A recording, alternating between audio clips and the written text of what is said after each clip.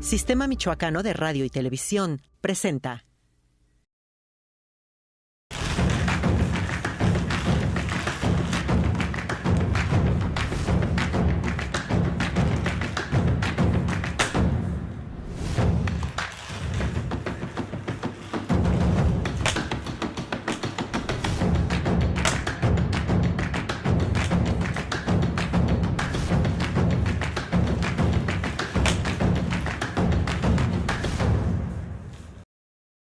En Mula de 6 estamos con Eduardo Orihuela, presidente del Consejo Económico y Social del Estado de Michoacán, para abordar temas importantes de las acciones con migrantes, mujeres, jóvenes y sobre todo tocar el tema, yo diría un tema delicado, el de la llamada autopista de la muerte, la siglo XXI.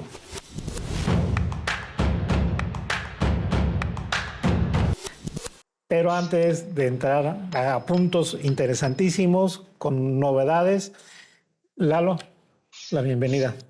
Samuel, pues qué gusto estar aquí contigo, saludar a todo el auditorio, agradecer al Sistema Michoacano por esta oportunidad de platicar y sobre todo de invitar a los michoacanos a construir en conjunto pues propuestas, ideas, alternativas, pero sobre soluciones a los múltiples problemas que tenemos. Tenemos una serie de temas agendados, tú ya nos dirás por importancia o inmediatez cuáles son los que se están implementando.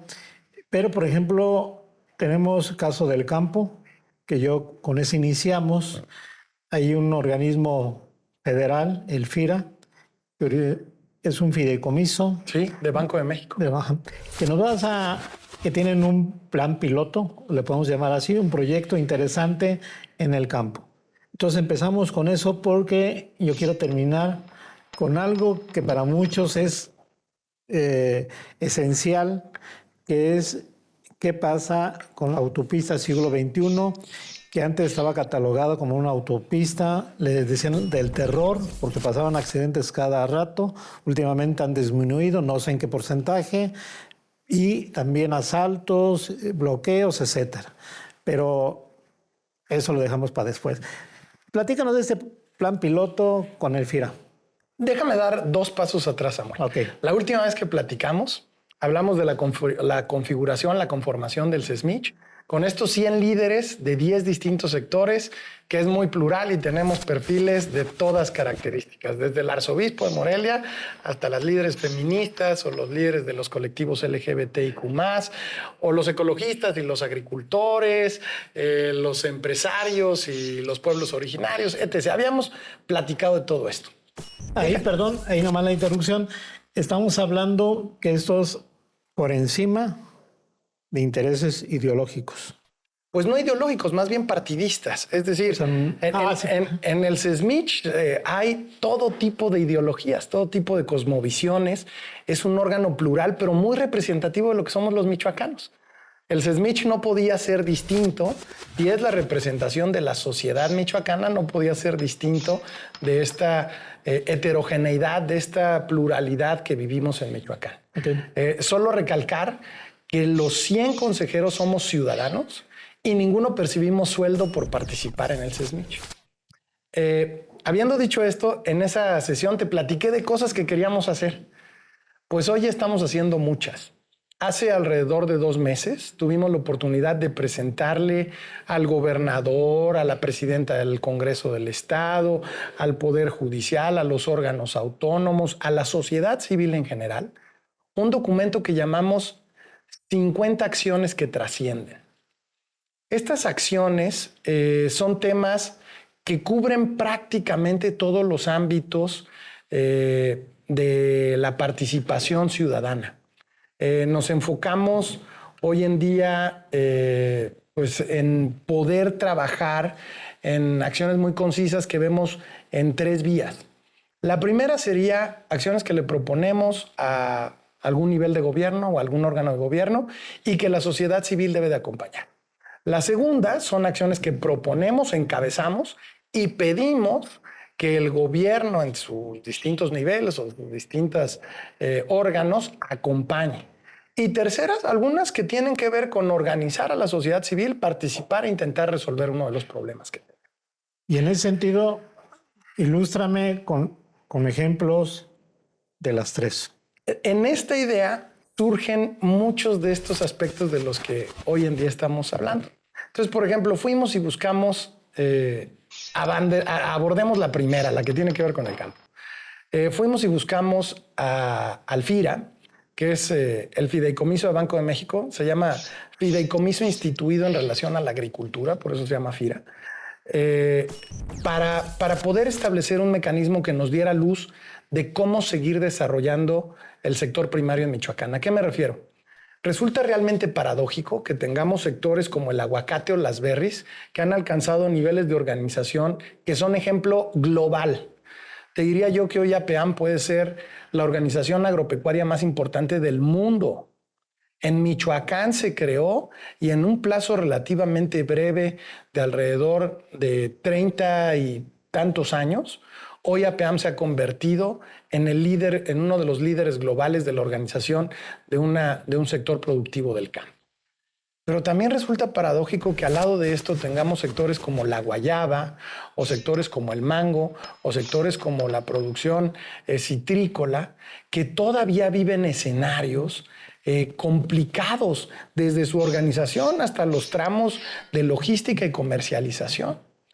Y entonces, en las pláticas que tuvimos, porque los titulares y representantes de todos estos sectores son parte del SESMIC, hablábamos de que tenemos que aprovechar toda esta experiencia y todo este desarrollo que ha habido durante tanto tiempo para jalar también otros sectores que hoy deberían ser parte de procesos exitosos en la organización, en la inocuidad, en la sanidad, en los procesos logísticos, en la red de frío, en la cadena de comercialización, en la intermediación, etc, etc, etc, etc. Y entonces con el FIRA hicimos algo bien interesante. En México, generalmente los programas de gobierno están separados y se ve hasta en las dependencias. La Secretaría de Agricultura ve el proceso de la producción, pero la Secretaría de Economía ve el proceso de la comercialización. El SENACICA, que es un órgano sectorizado pero autónomo, ve el proceso de la sanidad, pero con la Secretaría de Seguridad Pública o la de Comunicaciones y Transportes, ves la logística y la transportación. Y entonces el planteamiento con el FIRA fue, ¿por qué no vemos toda la cadena de producción de algunos de los productos de Michoacán? Y arribamos a la conclusión de que teníamos que ver 4 sistemas. Uno, que es el más amplio en superficie en Michoacán, que es la producción de maíz. Para que te des una idea, Michoacán tiene casi la misma superficie de producción de maíz que Sinaloa. Pero ¿sabes qué es lamentable? Que producimos una tercera parte de lo que se produce en Sinaloa. Y entonces cuando uno empieza a observar y a preguntarse por qué, empieza a descubrir elementos que son realmente interesantes. En Sinaloa, casi el 90% de la producción de maíz se hace en superficies que tienen riego. Y en Michoacán, solo un poco más del 20% se produce en zonas de riego y el resto son temporaleras. Hay una vinculación directa entre el tema del riego con la productividad de la parcela. Si nosotros no tecnificamos y no llevamos riego a las superficies que hoy se dedican a la producción, tendremos producciones incipientes y producciones menores. Empezamos a diagnosticar. ¿Qué ha hecho Sinaloa? Desde hace más de 60 años se dedica a invertir en la conducción y en la tecnificación de las parcelas. Eso hoy ha generado que sean ultraproductivos. Nosotros en Michoacán tenemos regiones que tienen las mismas tasas de productividad que ellos. Por ejemplo, la región de Contepec o la zona del Bajío tiene tasas de productividad muy parecidas a las que se observan en Sinaloa.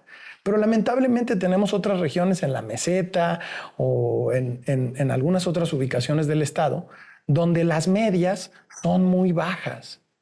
¿Qué hace falta? Pues mejores condiciones para la producción. Vamos a un corte y regresamos para que nos digas cómo se puede compactar todas esas actividades y en este plan piloto o un proyecto que tienen con el FIRA y quiénes más van a participar. pero yo diría preocupante ese dato que me dices, yo no lo había visualizado, el del famoso maíz, que tenemos más tierra que Sinaloa y producimos... Casi lo mismo, sí. Tenemos prácticamente igual de superficie. Bueno, regresamos con Eduardo Orihuela, presidente del Consejo Económico Social del Estado de Michoacán. Pues Lalo, así insisto, me quedé yo impactado con el tema, el dato sobre el maíz, ¿no? Quedamos en que nos ibas a puntualizar el proyecto que tienen con el FIRA entre 4 o 5 sectores. El proyecto es analizar 4 cadenas de valor y plantear dónde están los cuellos de botella y qué se tiene que hacer para remediarlos y para poder mejorar o detonar el crecimiento del valor en la cadena productiva. Entonces, hablábamos ya del maíz. En el maíz se observa que uno de los principales obstáculos, o hay 2 grandes obstáculos. El primero es necesitamos amplificar la superficie de riego. El segundo es que en Michoacán tenemos muy pocos centros para resguardar la producción de granos. Y entonces esto provoca que la comercialización se tenga que hacer muy rápido. En Sinaloa la gente cosecha, va, lo guarda y una vez guardado inicia el proceso de negociación. ¿Qué significa? El productor no está en las manos de quien en este caso es el comercializador o el intermediario, porque ya guardada su cosecha está protegida. Pero si no la puedes guardar y no tienes la certeza de que puedes cobrarla o que de repente te llueva, te caiga alguna helada o algún problema, pues entonces el productor está prácticamente en las manos de quien hace la intermediación o con quien comercializa. Es un tema de infraestructura. Los otros 3 sistemas que estamos analizando es el aguacate. Muchos dirán, ¿por qué el aguacate si el aguacate ya está desarrolladísimo? Sí, pero el aguacate tiene grandes problemas hoy que está enfrentando en los temas comerciales internacionales. Se ha hablado de los paneles por temas medioambientales, de los paneles por temas laborales, y hoy se necesitan desarrollar, y yo aquí celebro al gobernador Alfredo Ramírez Bedoya, que ha puesto atención específica en estos rubros, para intentar generar las condiciones que cuiden a toda la cadena de valor, no solo al trabajador o al productor, o a todos los que ahí conviven, coexisten, pero sobre todo ganan dinero. Y entonces, en el caso del aguacate, lo que tenemos que ver son las amenazas, cómo enfrentarlas y cómo tomar las decisiones lo más rápido posible que nos permita conservar pues, esta gran riqueza que se genera a través de la producción aguacatera en Michoacán. El tercero es el limón. Hoy ha estado en prácticamente todas las noticias. Michoacán es el principal productor de limón mexicano del país. Prácticamente te diría que 1 de cada 6 o 7 limones de México salen del Valle de Apatzingán. Este valle se ha venido desarrollando desde los 90s a raíz de la generación de la presa de Chilatán por parte del gobierno del presidente Salinas. Eso permite la irrigación de todo el Valle de Apatzingán y el crecimiento de esta actividad que hoy es, pues te diría, el tema primordial en la tierra caliente de Michoacán. El tema en el limón pues tiene varias amenazas. Primero, una fitosanitaria. Hoy convivimos con el dragón amarillo, que es esta plaga que seca y mata los árboles. Se necesitan programas intensivos para mejorar la sanidad y una zona productiva que disminuya los costos operativos. Segundo, necesitamos un modelo de comercialización mucho más integrado que permita que no haya tantos eslabones entre el productor y el consumidor final. Esto resta valor al productor en muchos espacios y al final acaba siendo hasta más caro el producto para el cliente. Y se necesita desarrollo tecnológico para mejorar algunos temas, tanto de la producción, de la sanidad, de genética, de elementos. Ahí yo celebro la participación de Bernardo Bravo, que es el presidente del Sistema Producto Limón en el país, y es michoacano, es de Apatzingán, y es un joven muy talentoso que ha estado empujando mucho. Y finalmente la guayaba, que tal vez pudiera ser el más rezagado de estos 3 productos, pero fíjate otra vez las estadísticas. En Michoacán producimos casi el 70% de la guayaba de México. Y se la llevan de Michoacán y se la llevan a la región de Calvillo, a Zacatecas y Aguascalientes. Allá la reempacan, la meten a las máquinas, la corren y nos la vuelven a vender como si fuera guayaba de esa región. No nos puede estar sucediendo esto en Michoacán.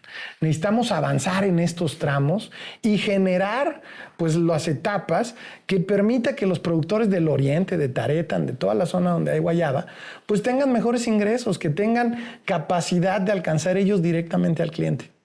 Entonces, pues estamos hablando de 3 niveles distintos. Te diría la guayaba, que es un nivel muy incipiente de organización, el limón, que tiene un nivel de organización muy importante, pero no ha dado el salto, el aguacate, que está consolidado, y el maíz, que es el más grande, es el que domina la agricultura en Michoacán.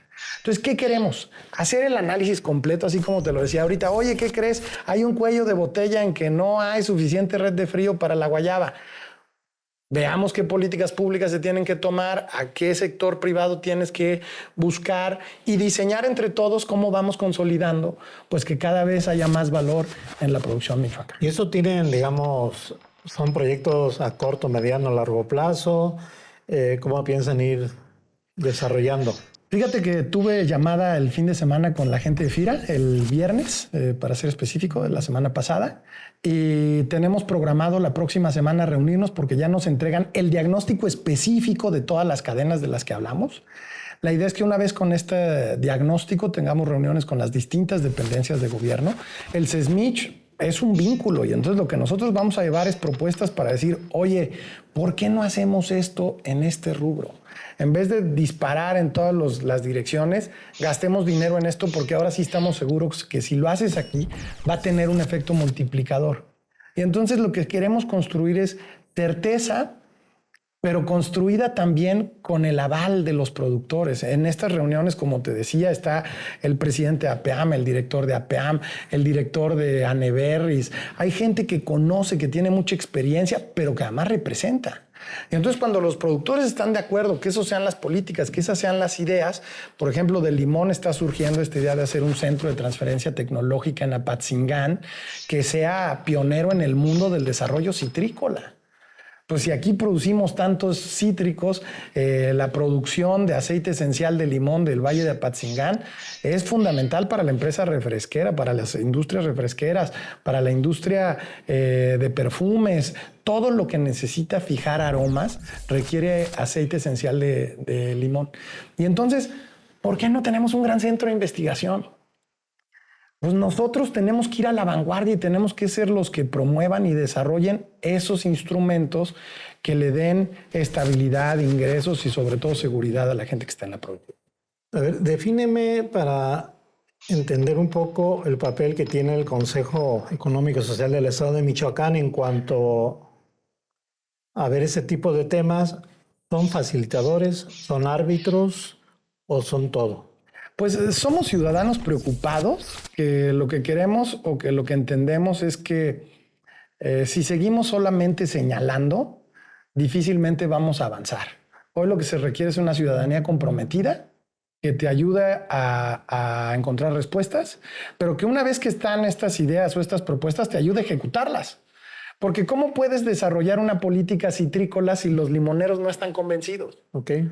Y entonces lo que hacemos en el SESMIC es invitar, confluir, dialogar y presentar propuestas, ideas, acciones. Por ejemplo, ahí te va una que me parece increíble. En el tema de seguridad, pues es uno de los grandes retos del Estado. Y en una reunión con la Fiscalía, ellos nos decían, miren, tenemos un problema de competencias directivas. La Fiscalía puede capacitar y puede hacer muchas cosas, pero desarrollar para que alguien sea el líder de un equipo o el líder de un área es muy difícil. Entonces regresamos al SESMIC y aquí reconozco a Natalia Salinas, la rectora de la UNIVA, que es la presidenta de la Comisión de Educación del SESMIC. Es una mujer incansable, es vicepresidenta de la Red Juntos por Michoacán. Se le ocurrió esta idea de oye, ¿por qué no construimos nosotros con las universidades públicas y privadas un programa de capacitación para todos los mandos medios y altos de la Fiscalía? Y la idea es desarrollarlos en temas de factor humano.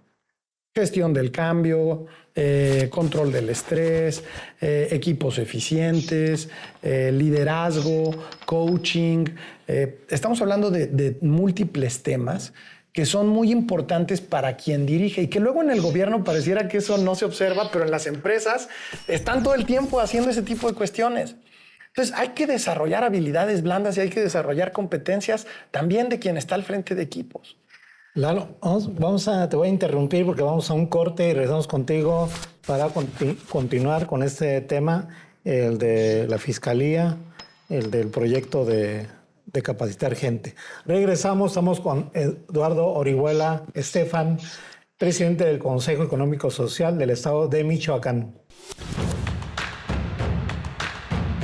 Lalo, pues nos quedamos donde esta nueva, yo diría, modalidad de capacitar a la integrante de la Fiscalía General de Michoacán sobre temas que uno no visualiza, digamos, a simple vista, ¿no? ¿Cuáles son los temas donde los están capacitando? Pues te decía hace rato, uno que tengo muy presente es atención al cliente. Uno de las quejas principales de los usuarios o quien sufre algún problema y tiene que ir a denunciar es cómo es atendido y cómo se le recibe. Y entonces trajimos a quien trabajó en este tema en Grupo Posadas por muchísimo tiempo y capacitó a 300 de los principales funcionarios de la Fiscalía. Y entonces la realidad es que a muchos les empieza a cambiar la percepción al entender que, por ejemplo, atención al cliente no es un tema de lo que tú hagas, es de cómo percibe el cliente que lo hiciste. A veces el cliente ni siquiera está esperando que le resuelvas en ese momento la duda. Lo que espera es una atención cercana o que empatices con él ante un problema grave que tiene y que alguien le diga, oye, te comprendo, te quiero escuchar, quiero entenderte.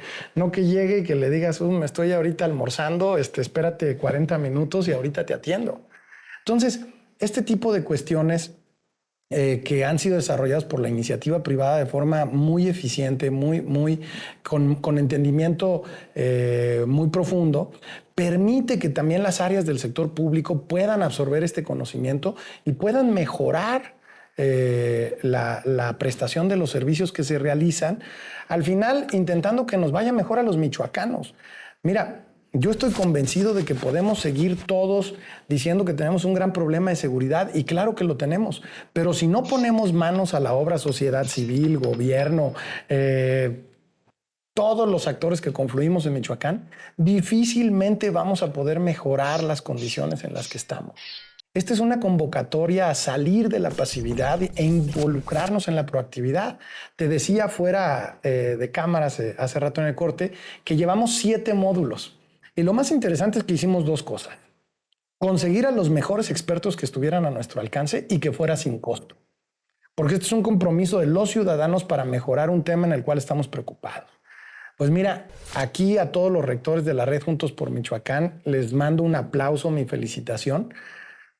El rector del TEC de Monterrey, el director de aquí, del campus Morelia, dio él personalmente la conferencia. Natalia Salinas, la rectora de la UNIVA, va a dar su conferencia. El rector de la UNLA dio él, Jesús Vivanco, la conferencia. La verdad, mis respetos a la gente que asume este compromiso y quiere hacer de Michoacán un mejor lugar. Y entonces empezaron a suceder cosas inéditas.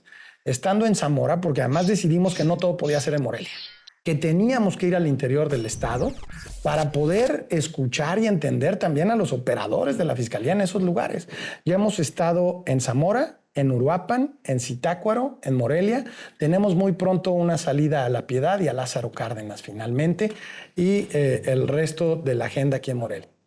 Y entendimos 2 cosas nada más para terminar con este tema, Saúl.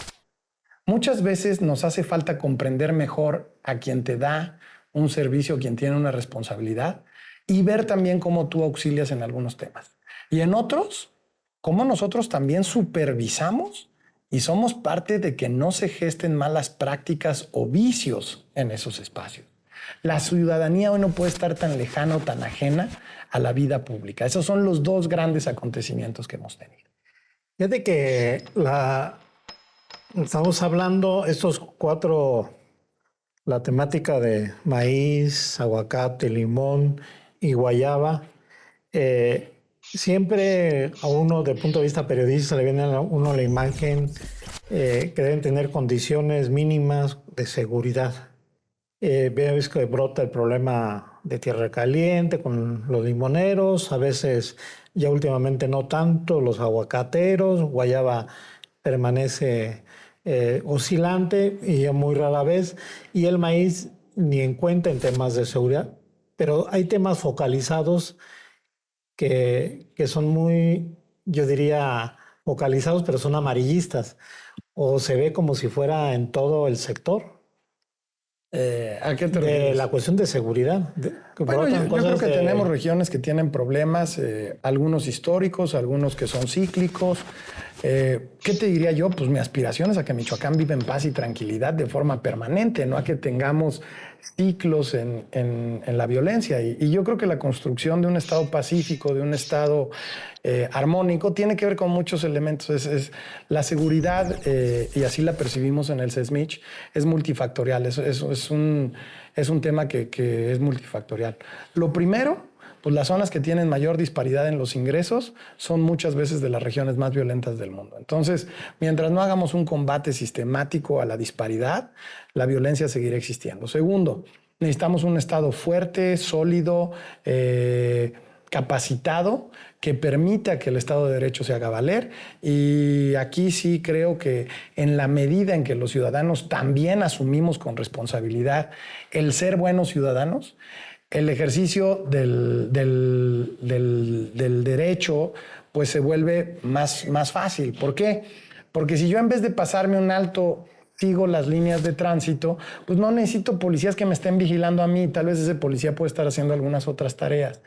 Si yo barro mi calle en vez de que tenga que haber servicio de limpieza para cada una parte de cada uno de las colonias, pues tal vez los focalizas a mejor arreglar los camellones o a destinarlos a algunas otras tareas. Es decir, si nosotros todos se lo queremos entregar al sector público, le cargamos de más los elementos que tiene que cargar.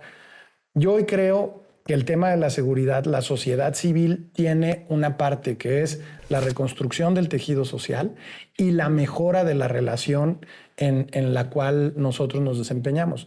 El Estado tiene que generar las condiciones de paz, tranquilidad, tránsito, etc., que permitan el desarrollo económico de las distintas regiones.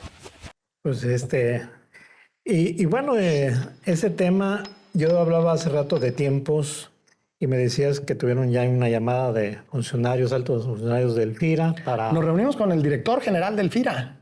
Ya hemos tenido 3 reuniones con FIRA, es decir, en el tema del agro ya vamos muy avanzados, en el tema de la fiscalía hemos tenido 7 módulos que se han impartido. Déjame platicarte otras dos acciones. Una tiene que ver con los migrantes. Michoacán es un estado binacional. Prácticamente los mismos michoacanos que vivimos hoy aquí residen hoy en Estados Unidos. Y la realidad es que nunca nos visualizamos como entes complementarios o como entes que se pueden potenciar. Casi siempre nos vemos como en un modelo de asistencia de los migrantes hacia quienes aquí vivimos. Y yo creo que esto ha desvirtuado las relaciones que pueden ser mucho más sólidas, mucho más profundas, pero sobre todo con mucho más beneficios a los michoacanos. Mira, cuando vinieron varios de los liderazgos, aquí le mando un saludo a Gina y a Rubén Chávez, quien es el presidente de la Casa Michoacán en Chicago, que son parte del consejo. Platicábamos de varias cosas. Me tocó ir a Chicago y platicar con ellos. Me decían, mira, Eduardo, teníamos un programa que se desarrollaba para certificación de competencias de la gente aquí en Estados Unidos. O sea, hoy en día en Estados Unidos, en vez de que te pidan el título universitario y te dicen, oye, ¿sabes hacer esto? Sí, demuéstramelo con un papelito que diga que lo sabes hacer. Por ejemplo, temas de jardinería, de plomería, gente que trabaja en la cocina, quien puede trabajar en un estilista o elementos de ese tipo. Nos decían ellos, con el papelito puedes ganar 30 o 40% más en tu salario al ser contratado que sin el papelito. Ese efecto es brutal para el bienestar del migrante, pero también para la familia en Michoacán. Porque si ellos ingresan 30 o 40% más allá, pues pueden enviar mucho más dinero en las remesas acá. Entonces, decidimos hacer un programa entendiendo las competencias. Nos hemos reunido con el ICATMI, que además esa es su función. Ya tenemos un plan piloto que echaremos a andar en octubre. Empresarios de cámaras empresariales en Estados Unidos nos dijeron, oye, hagamos la primera etapa de esto presencial. Y nosotros pagamos viáticos, encontramos espacios, que vengan los capacitadores y aquí ponemos a la gente para que les entreguen su papelito de que sí saben o que sí tienen esa competencia. Entonces, cosas como esta, Samuel, tienen que, o sea, es visualizar que los michoacanos allá deben también tener mejores condiciones y debe haber programas para ello. Ese programa se me hace muy interesante porque el número de migrantes que tenemos, de paisanos allá, vamos a hacer un corte, pero regresamos con 2, 3 preguntas sobre ese tema que, insisto, se me hace muy interesante. Regresamos, estamos con Eduardo Orihuela Estefan, presidente del Consejo Económico y Social del Estado de Michoacán. Nos quedamos en el tema, a ver, van a ir capacitadores del ICADMI a Estados Unidos a evaluar a los paisanos allá. El programa tiene 3 etapas tiene 3 momentos que se pueden hacer o uno o 2. ¿Cuáles son? Una, la capacitación. Tú puedes tomar el taller de capacitación y luego te puedes evaluar para que te entreguen tu certificado de competencia. La otra es, tal vez tú no te quieres capacitar. Tú dices, yo ya lo tengo, yo nada más quiero ir por mi certificado de competencia. Y la otra es, puedes hacer las dos. Vas, tomas el curso y luego te certifican. Entonces, hay quien pueda solamente ir a tomar el taller y no quiere el certificado. Está bien. Hay quien quiere ir a hacer nada más el certificado. Está bien. O quien quiere tomar el taller y hacer el certificado. Entonces, lo que estamos buscando es mejorar las condiciones de nuestros paisanos, porque estos documentos significan dinero. Y hay cosas que así de inmediato, pues, parecieran de este lado como muy lejanas o como... Los gringos son muy pragmáticos y entonces ellos dicen, a mí no me interesa tenerte un mes enseñándote en la cocina a ver si aprendes. A mí ven y dime si sabes o no sabes. Y entonces por eso es que funcionan estas cosas. Y yo creo que entendiendo esas reglas básicas de los distintos lugares y las condiciones, se pueden construir trajes a la medida que sean eficientes. Algunos de estos programas existían, se operaron en algunos lugares, hoy queremos recuperarlos, hoy queremos amplificarlos, pero sobre todo que sean sobre los temas que a ellos les interesan. No se trata de ir a enseñar arqueología michoacana, sino se trata de ir a plantear los temas pues, que son del interés de nuestros migrantes. Y en esos momentos, ¿qué tienen aterrizado? ¿Dónde ir? Ya tenemos, está diseñada para la reunión en octubre en California con la Cámara Internacional de Comercio de California. Es un programa que se está desarrollando conjunto. Hoy con el ICADMI estamos trabajando cuáles serían los costos de estos talleres, los costos de las certificaciones para promoverlos en los próximos días allá y decir, oye, va a haber tantas personas para esto. Oye, ¿qué crees? Pues entonces necesito llevarme 1, 2, 3 certificadores, 1, 2 o 3 capacitadores y acabar de definir la agenda que estoy seguro será muy exitosa.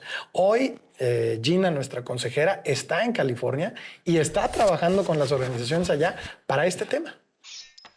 ¿Y tienen ya idea así inicial de qué tipo de, digamos, de oficios, por decirlo de esa manera, van a capacitar o van a evaluar? Fíjate que surgieron 4 temas centrales en los cuales están interesados.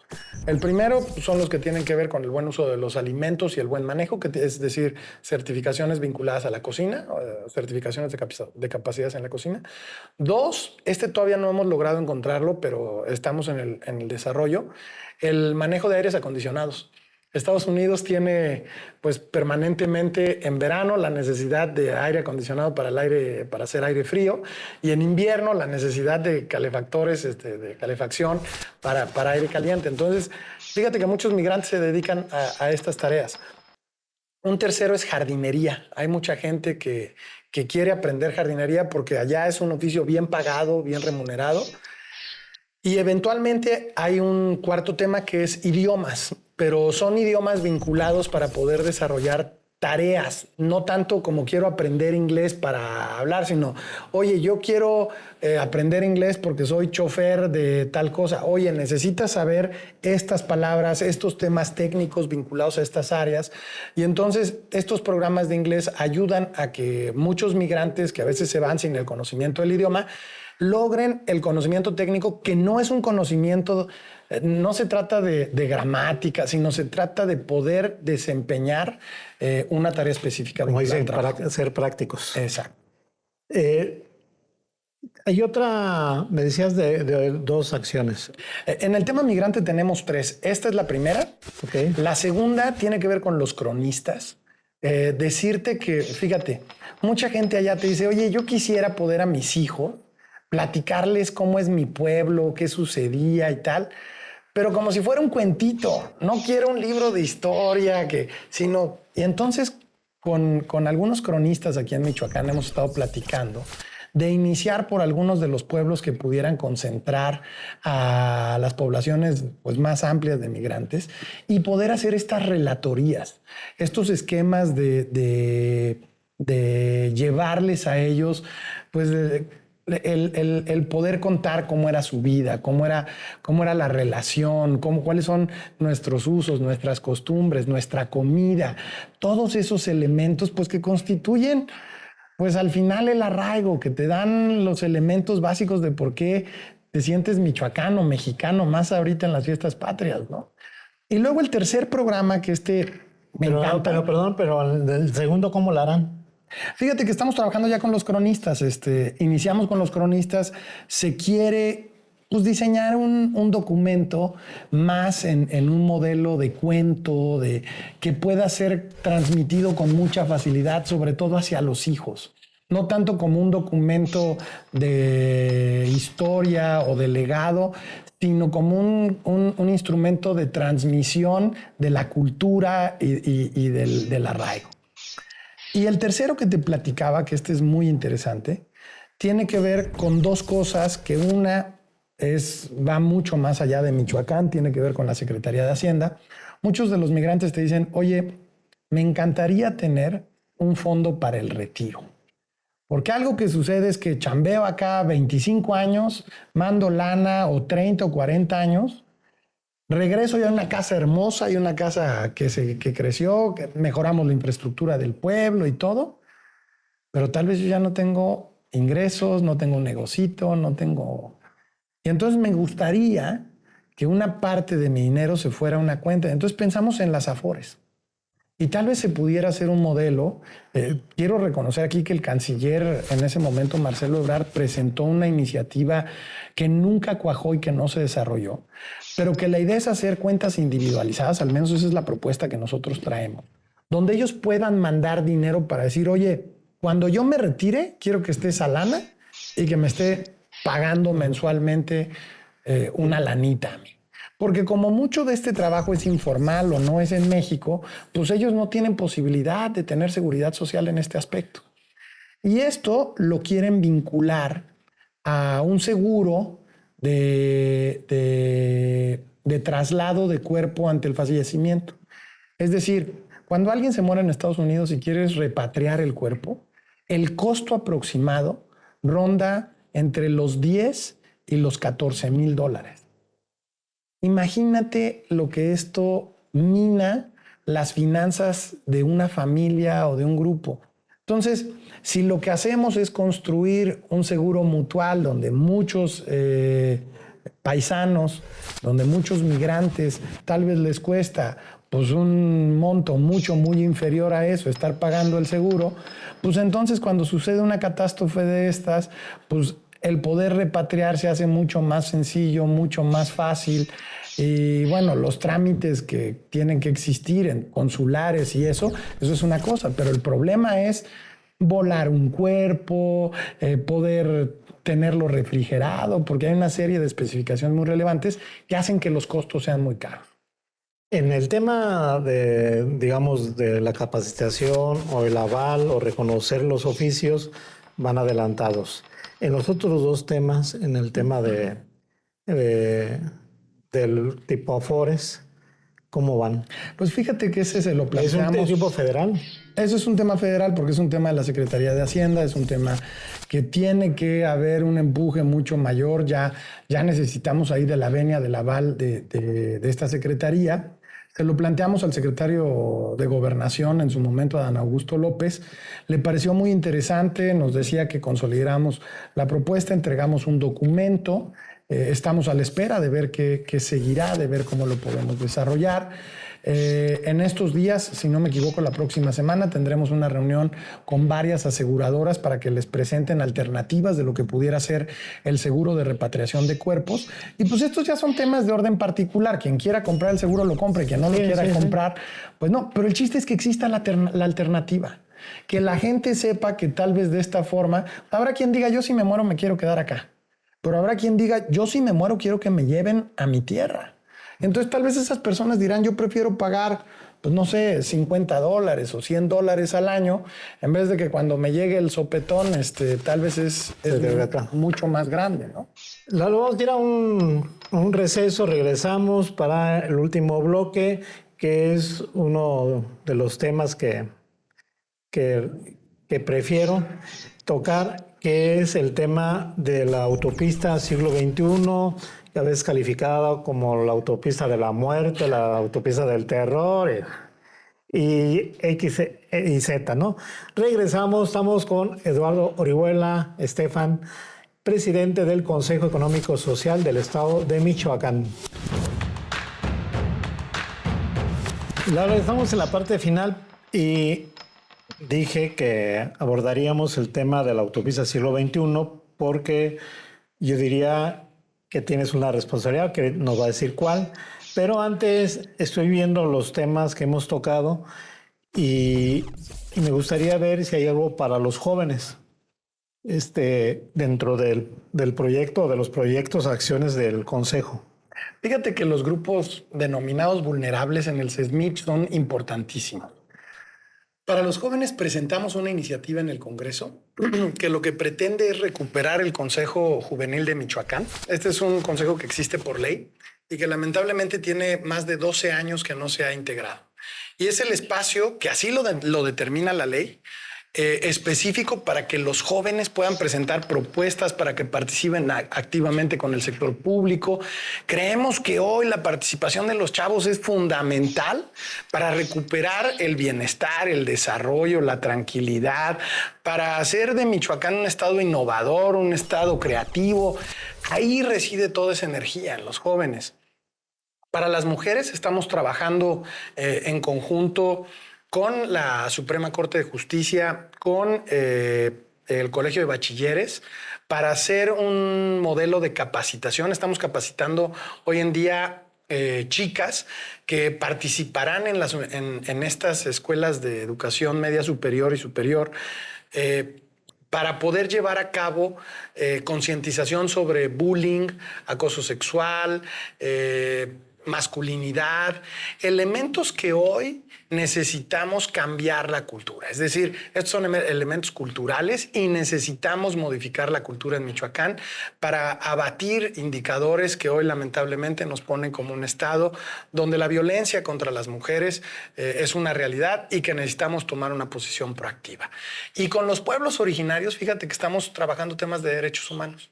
Estamos haciendo una serie de muestras, de reuniones, de capacitaciones para capacitar en tema de derechos humanos.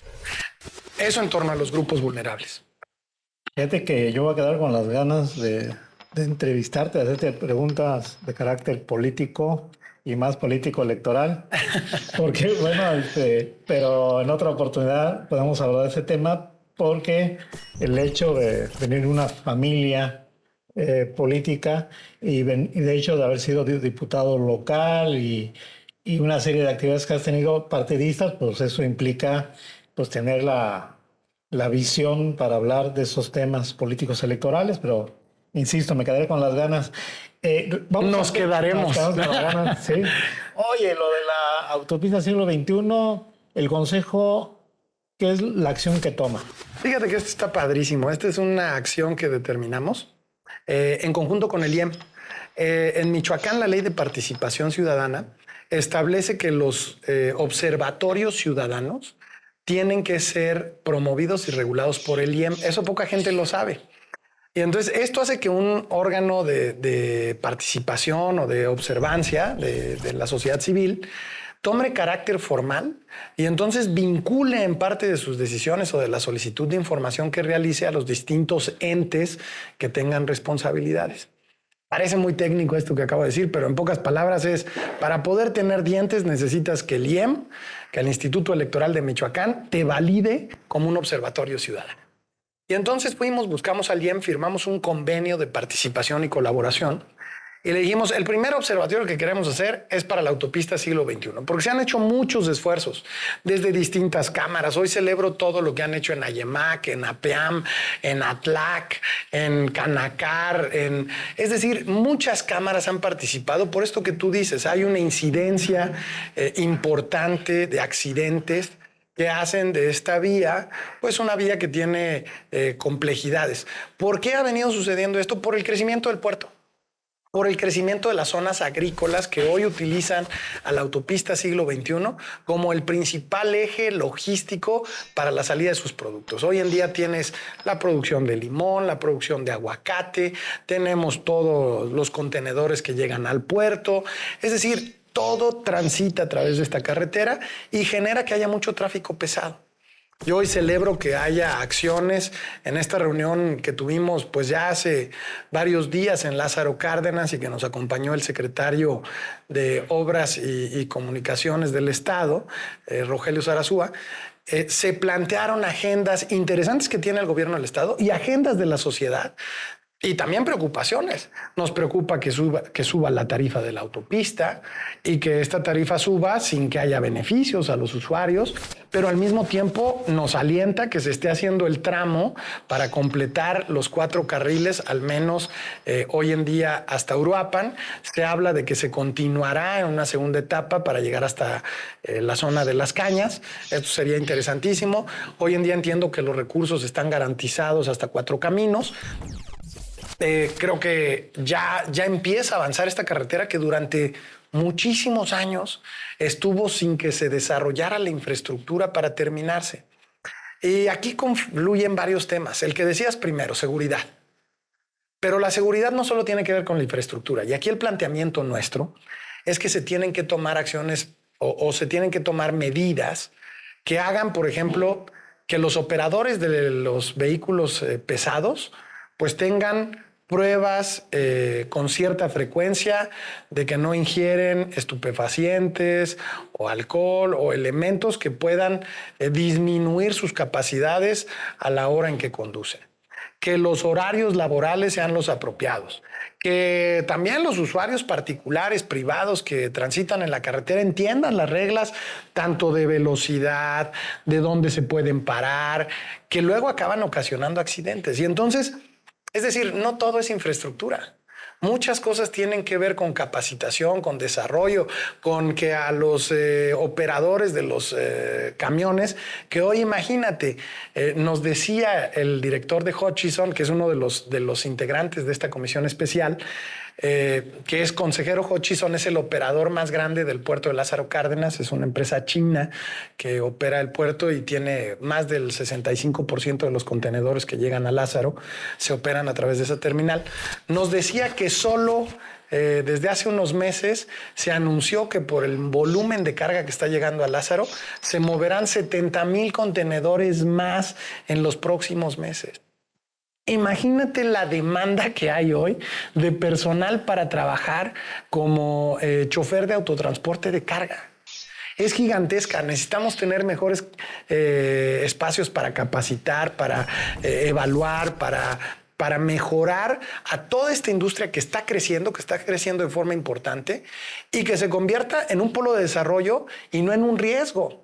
Y entonces yo creo que hoy todo lo que queremos es lo mejor para Lázaro Cárdenas, porque si Lázaro crece, Michoacán crece, porque si Lázaro se convierte en el polo, Michoacán va a ser un mejor lugar, va a ser un mejor espacio, y creo que ese es uno de los grandes temas que tenemos hoy en el CESMI. Pues fíjate que me estás hablando de más de 5 temas, por no decir casi 10 o más de 10. ¿Y cómo estar atento a tanto? O sea, ¿cómo Estás viendo casos de la autopista, de las berries, de la guayaba, de las mujeres, de los migrantes, del campo.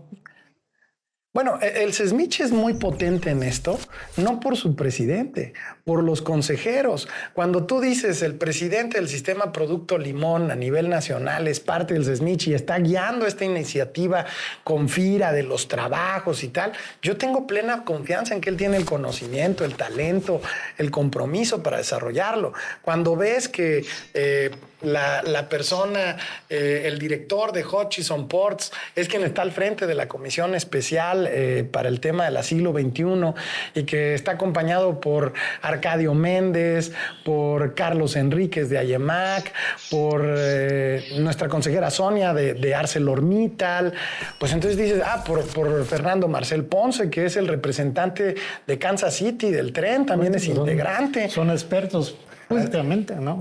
Y cuando hablamos de los otros temas, por ejemplo, de mujeres, la agenda feminista en Michoacán, Estrella López Maciel, pues es una experta.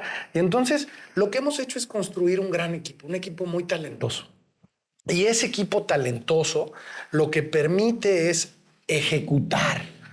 Porque de nada serviría que en el SESMICH dijéramos mucho, habláramos mucho, pero que cuando tú me preguntaras, oye, Eduardo, ¿y cuántas de estas cosas están sucediendo? Te dijera, no, pues ninguna.